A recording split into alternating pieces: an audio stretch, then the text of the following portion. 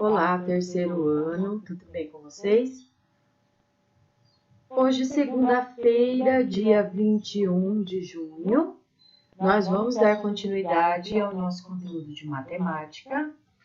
Hoje, nós vamos trabalhar na página 102. Página 102 de matemática, nós vamos trabalhar resolução de problemas, certo? Vamos lá, então? Página 102 de matemática. Tobertino. Nós temos um texto. Vamos fazer a leitura? Vamos lá. Tobertino não tinha bichos de pelúcia. Ele tinha um pocotoco de verdade debaixo de sua cama. Os pocotocos são criaturas de estimação um tanto difíceis e temperamentais, e o dono precisa controlá-las, senão eles vão crescendo e crescendo sem parar. O pocotoco de Tobertino, por exemplo, estava completamente fora de controle. Ele cresceu tanto que já estava com 82 centímetros de altura, e isso era um verdadeiro tormento, pois quando a criatura se mexia, balançava a cama e não o deixava dormir. Depois de uma noite péssima, Tobertino achou que era hora de acabar com aquilo.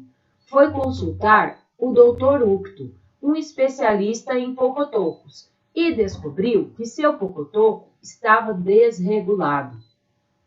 A orientação dele foi a seguinte: Tobertino devia dizer umas coisas engraçadas para seu pocotoco na hora de dormir.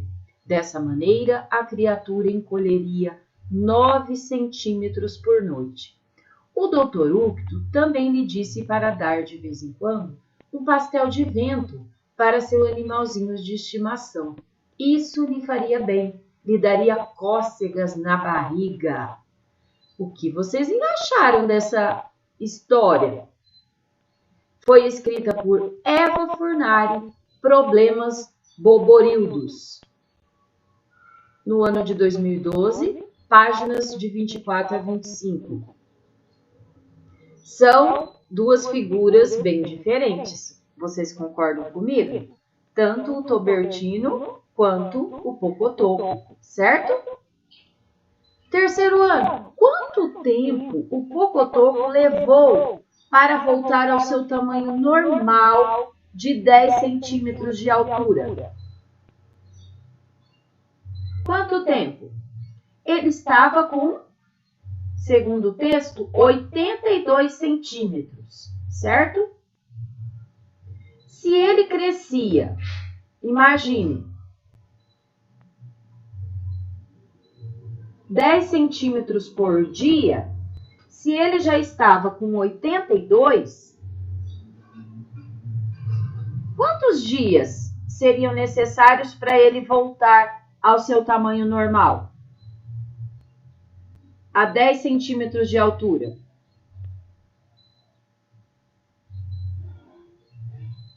Vamos pensar? 82. Se nós voltarmos um dia, 72. Vão contando. 62. 52. 42. 32. 22. 12. Quantos dias? Ele precisaria de 8 dias para voltar ao seu tamanho normal, né? Agora na questão número 2. Que gracinha você diria ao pocotoco se ele fosse seu?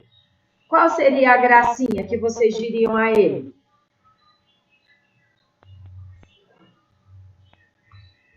Muito bem, agora na página 103, você leu uma das histórias do livro Problemas Boborildos, da autora Eva Furnari.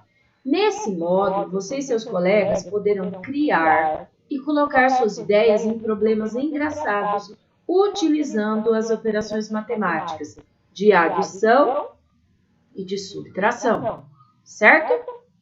Aqui nós temos o livro de onde foi extraído esse texto que nós acabamos de ler, né? O tema do livro, Problemas Boborildos.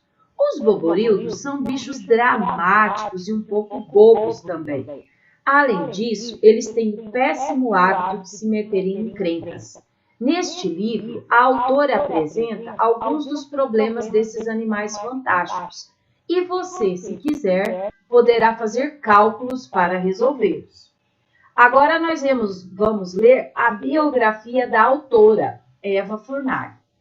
Eva Furnari é escritora e ilustradora desde o ano de 1980 e tem 60 livros publicados. Ela nasceu em Roma, na Itália, no ano de 1948 e veio para o Brasil aos 2 anos de idade. Formou-se em arquitetura, foi professora de artes, trabalhou como desenhista em revistas e publicou Histórias da Bruxinha no jornal Folha de São Paulo. Tem obras adaptadas para o teatro e livros publicados no México, no Equador, na Guatemala, na Bolívia e na Itália. Ao longo de sua carreira, recebeu diversos prêmios, entre eles o Prêmio Jabuti de Melhor Ilustração pela Câmara Brasileira do Livro, pelos livros Trucks, de 1991, A Bruxa Zelda e os 80 Docinhos, no ano de 1996, Anjinho, em 1998, Circo da Lua, em 2004 e Cacoete, em 2006, e Felpo Filva, 2007, entre outros. Então, essa é a biografia da escritora e ilustradora Eva Furnari. O acesso foi feito em março de 2020.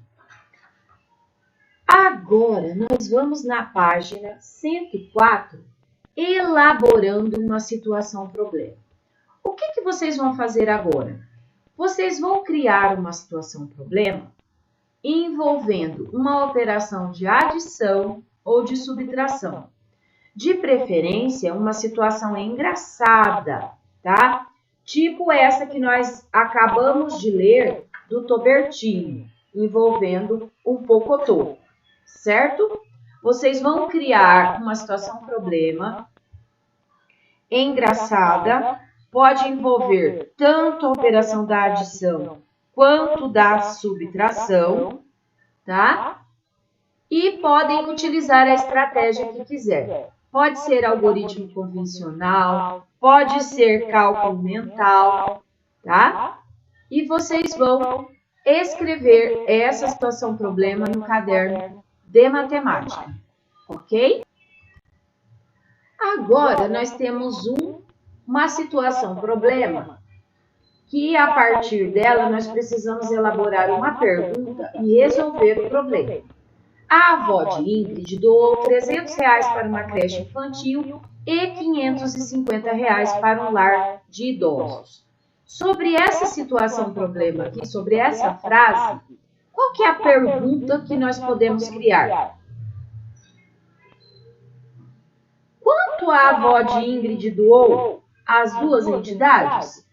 Ou, quanto o lar de idosos recebeu a mais que a creche infantil? Ou, quanto a creche infantil recebeu a menos que o lar de idosos? Qual é a diferença entre os valores doados para as duas entidades? Certo?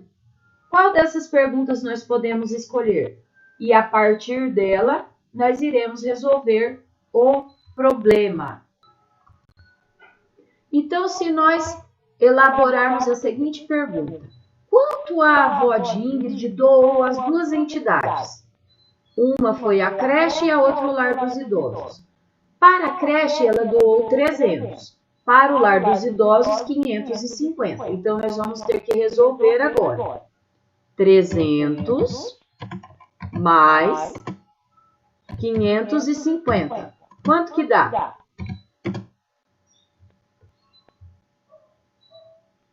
500 mais 300. 800 mais 50, 850. Agora, nós vamos responder à situação-problema. Então, quanto a avó de Ingrid doou às duas entidades? A avó de Ingrid doou R de real, o símbolo do cifrão, R$ 850, certo? Muito bem, então.